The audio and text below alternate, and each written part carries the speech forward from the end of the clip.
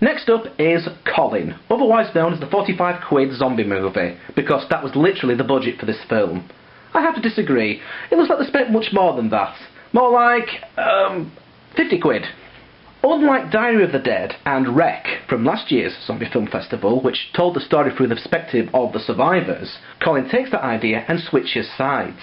The entire story is instead told from the perspective of one of the zombies themselves, as the title character is bitten, dies and returns zombified.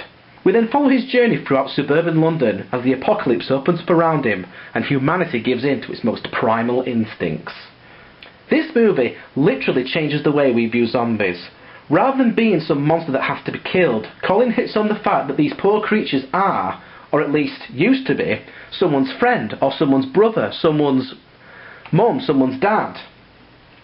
How would any of us act, honestly, if our loved ones became the living dead? Would we really be so keen to smash their head in or put a bullet in their brain? I very much doubt it. Brilliantly shot and acted throughout, Colin has not only achieved cult status, but also pointed the way to get films made for new talent in all genres. And considering that we've just had a credit crunch, if you could knock out a masterpiece like this for less than the cost of a weekly shopping bill, maybe this is something that Michael fucking Bay should take a look at. The writer and director of this movie, Mark Price, was also on hand to introduce the film and for a question and answer session afterwards. I don't know, we just wanted to make something that we really hope that for a zombie fan, you'd look at it and say, hey, this film isn't taking the piss out of the thing we love. This film is, kind of has a lot of respect for this genre, and fucking terrified, I'm sorry. Because you guys love this, but I like to think I'm part of this audience when you make the movie and you show it to someone. You made it on a camcorder in your bedroom, kind of feels a little bit terrified. There was a couple of times where it was quite hard to see what was going on because it was quite dark. I mean, at least Mark, the director, Mark Price, did sort of admit that was how he shot, that was how the grain was, what have you. A couple of times the way that the camera moved about as well, it was hard to tell what was going on. I had a bit of a day through it. Right, let's put that. But it was quite an interesting film. I swear that some of the sound effects at the beginning, gunshots were from Counter-Strike. I definitely heard a deagle, and I definitely heard an AWP, and a lot of Stair Scout being fired. Budget of 45 quid, what do you expect? Zombified Colin is trying to look for his girlfriend all this time. We're not entirely too sure whether or not he wants to eat her, whether or not he just wants to be with her. But the fact of the matter is, with inside every single zombie, it does seem as if there is one little speck of humanity trying to get out. After Colin, we had an hour's break for lunch, so off we went to find something or someone to eat. After lunch, Miles and Tony from the popular zombie web series Zomblogalypse turned up to give a special video presentation about the show. I'm Mark on this, I hate talking in front of big crowds, but you're all awesome because you all like zombies, which is good because we do a zombie show, so right crowd. We do a web series, some of you may have seen, some of you may have not, which is good. If you haven't read it, today you will have, called Zomblogalypse, which very few people can say, or spell. Zomblog. And we're our third season, which starts next month, and 28th of May. So what we're going to show you tonight. Well, first of all, I just want to say a big thank you because the reason we got Series 3 to the stage we did is because of meeting. For a start, we met Ian and Darren at Two Balls FX, who are the most awesome effects guys. We met them here last year. And because of the festival, because of Dom, Mark and all the fans, we were able to raise the budget to make Series 3. This year there was a budget. We had a budget, yeah, which was cool.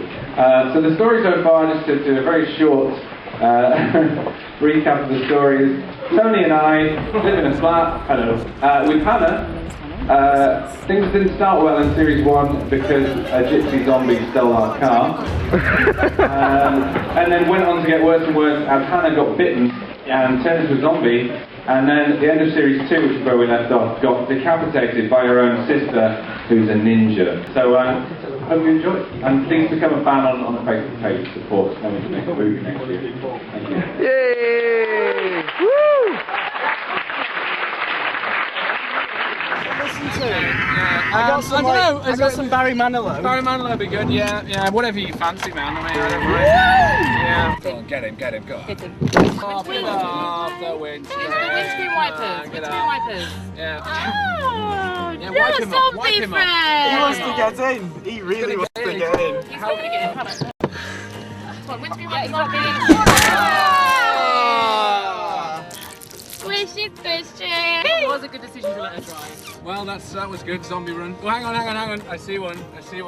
Oh yeah, there's another one. Hang on. Oh, I got this guy. Oh, it's got giblets there. Yep. Yeah, well done. Nice. Oh, good going, guys. Yes. What's that little bit we got in there? It's on the outside. I don't even know what that is. I can't identify it as a human. It's some sort of innid bit. No, I keep remember when we crashed the No car. hands. No hands! Oh, Tony, it's dripping off the ceiling. Oh dear. Oh. You made a mess of this. Oh, this isn't a mess, this is fucking glorious. Oh, there's a guy there. Oh no, hang on. Oh, no, wait, that's no, it's just a leg. Okay. It's a bit of a gun, yeah. Over there in the pool. Oh wait, no, No, don't eat that. No. What is it? Yeah, we don't eat that kind of meat.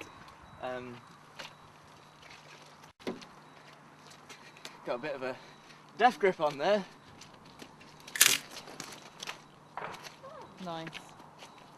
I challenge you to a duel, sir.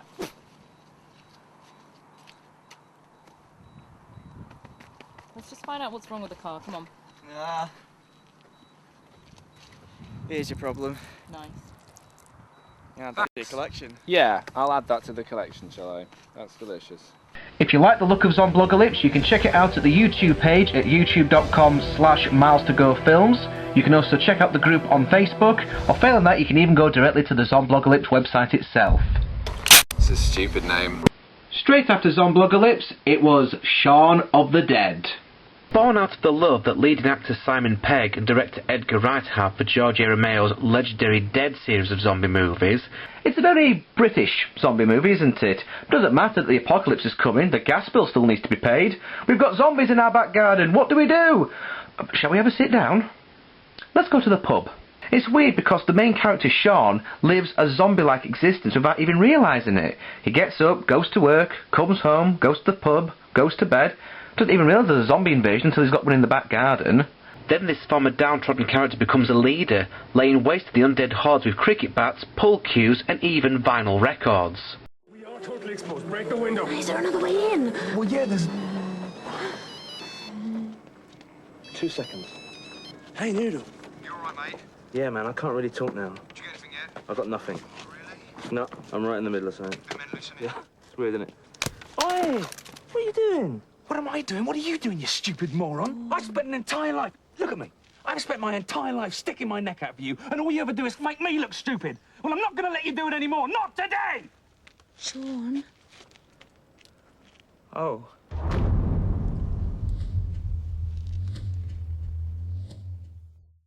The final showdown takes place in a dingy boozer, complete with undead barmen, Molotov cocktails, and a death scene that appears to be paying homage to Captain Rhodes' brutal killing in Romero's Day of the Dead. Put simply, this is a first-class comedy. Even if you've seen the movie before on DVD, watching it on the big screen surrounded by fellow zombie enthusiasts just completely adds to the atmosphere. And I'm so pleased that Don Matt were able to screen it this year.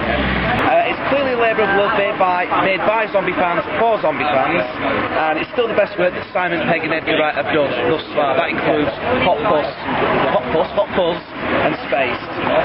It was highly recommended by the Big Daddy D, and it's an absolute must-see. Come back in part 3 for a little bit of this.